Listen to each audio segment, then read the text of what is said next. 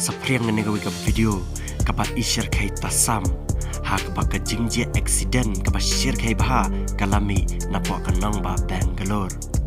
Mat ka ni ka jingjia kari ka ba jam menen ka sngihi katakat pratrik ubnay January usnam arajar arpausaw. Ka jingje accident kalang baten ra u driver auto rickshaw ya ubre ubayay na kinriang surak. Kane ka jingjia layatho bakalajia ha katika kintaj legere kabadai hapo kanang ba Bangalore. Halor kane ka jing sapriang jagane ka CCTV video ki pulit menta kidang pelang ya ka jing thuat ya utai u driver auto. Bat ki pulit kila angru bakane ka jingjia kadai tanah ka dabu utai u driver auto rickshaw ulanya kali buat ulanya madai.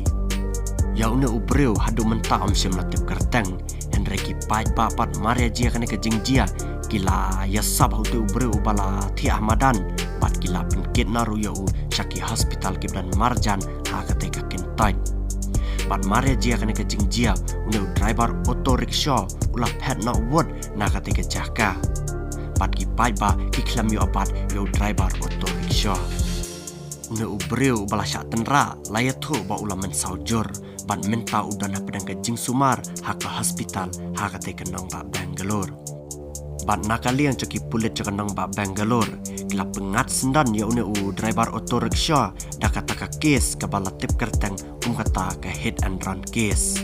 Ban menta ki pulit Bangalore kidang pelang saya ke jing tuat jing bodin ya une u driver auto rickshaw belanya kali bian hajaka pait ba bat terak na phang ya ki bru ki bayat bayang.